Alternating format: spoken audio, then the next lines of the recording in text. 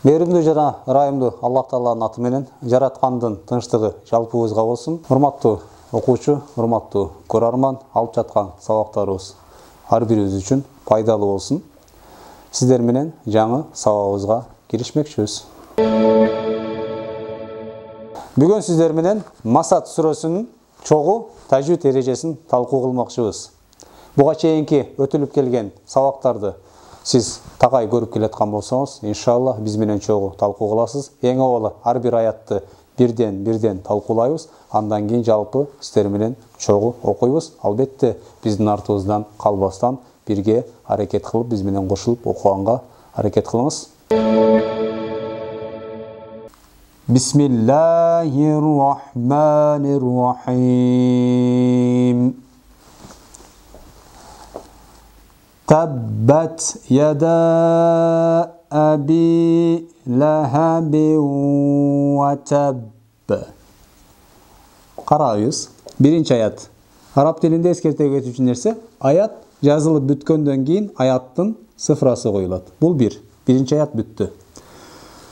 Бизге керектүү, биз буга чейинки өткөн тажвид эрежелер бул жерде турат. Караңыздар. Танвин вау тамгасына жолукту.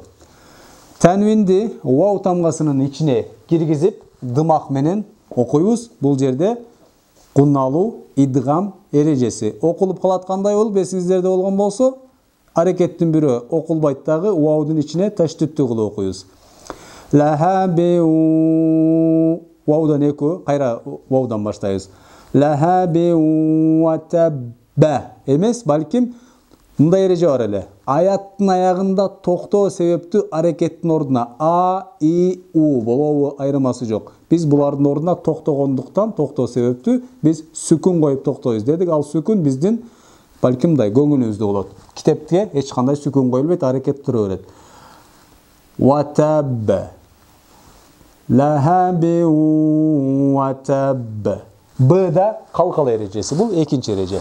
Биринчи эреже, экинчи эреже. Бул жерде идгам, кунналуу, бул жерде калкала. Лахаби ва табба. Ва табба. Ма, бул толкун сызык 4 алиф өлчөмгө чейин. 2ден 4 алиф өлчөмгө чейин соссок болот. Мат эрежелерин биз өтө элекпиз, ошондуктан бул темага өтө терең киришпейбиз азырынча. Болгону сиздер кааласаңыздар 2 же 4кө чейин соссок болот. Ма агу на анху. Бул жерде эреже бар. Сүкүндүү нун караңыздар. Ха тамгасына жолугат, Бул жерде сүкүндүү нунду ачык билдирип окуйбуз. Кайсыл эрежеле? Эсиңиздерде болгон болсо, изхар эрежеси. Ошон үчүн муну анху малуху. Караңыздар. Бул жерде бир аз үтүргө окшогон кичинекей вау турат. Бул вау малуху эле аслында. Кичинекей, демек буну биз 2 алиф өлчөмүндө созуп окуйбуз. Хуну. Малуху. 4-нчи эреже. Ва ма касаба. Эмес, ва ма касаба. Кайрадан бул жерде дагы калкала эрежеси. Касаба. Саяс ла алиф. Саяс ла нарон деп ачык окуйын десек, танвин за тамгасына жолугат. Ихва эрежеси. Танвинди за тамгасынын чыга турган жерине жашырып, ихва кылып окуйбуз. Нарон, нарон зата лахаб. Лахаб калкала. Вам раатуху. Караңыздар. Хамзанын 2 түрү бар дегенбиз. Улоочу хамза жана кесүүчү хамза. Бул жерде алиф улоочу хамза менен келип аткандыктан алиф окулбастан өзүнөн кийинки тамгага дароо өтүп кетет мындай болуп. Ва ам эмес, балким вам.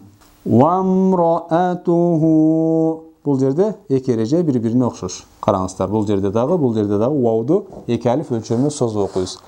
Вам раатуху хаммалатал. Эмне үчүн ла тел деп лемге өттүк? Анткени ортодо кандай турат? Алиф улоочу хамза менен. Ошон үчүн алиф жазылса дагы окулбастан биз дароо лемге өтүп кеттик. Хаммалатал. Караңыздар, ламдын алиф ламда дагы эки эреже бар эле, эсиңиздерде болгон болсо. Күн тамгалары жана ай тамгалары. Лам кээде окулат, кээде окулбастан өзүнөн кийинки тамгага таштит болуп кирип кетет дедик. А бул жерде лам окулуп атат. Эмне үчүн? Анткени лам тамгасынан кийин ха тамгасы келип атат. Бул ха ай тамгаларынан. Ай тамгаларынан болгондугу үчүн бул жерде лам кадимкидей эле окулат. Хаммалатал хатаба. Калкала, көрдүңүздөрбү? Хатаба, калкала. Хатаба, то жон. Хатаб эмес, хатаба. Фи джи диха. Жакшылап көрүңүз булга. Эки алифтен созобуз. Фи джи диха хаба. Калкала. Хаба лун эмес. Бул жерде танвин даммалу танвин мим тамгасына жолукканда унду мимдин ичине киргизип дымак менен окуганда мындай сүрөт болуп калат. Хаблум Хаблум мим масад. Бул жерде дагы сүкүндүү нун мимге жолукту. Бул жерде танвин мимге жолукса, а бул экинчи сөздө болсо сүкүндүү нун мимге жолугуп атат. Экөөндө тең эле эреженин аты кунналу идгам.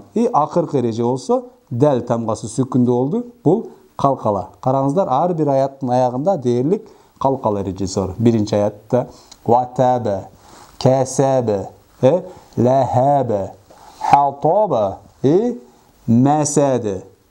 Мен ойлоймун, сиздер биз менен чогуу кайталап окудуңуздар болуш керек. Башынан токтоосуз окуйбуз, тыңдап, түшүнбөгөн жериңиздерди карап отуруңуздар. Bismillahirrahmanirrahim. Tabbat yada abi lahabin wa tab. Ma aghna anhu maluhu wa ma kasab.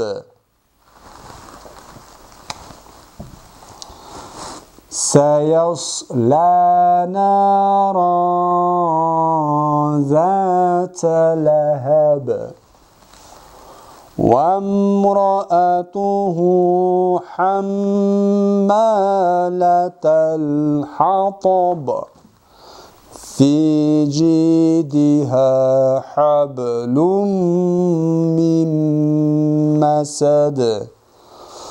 Sadaqallahul azim. Masad surasının şu meselelerinin çoğu talkuladık. Esselamu aleykum ve rahmetullahi ve berekatuhu.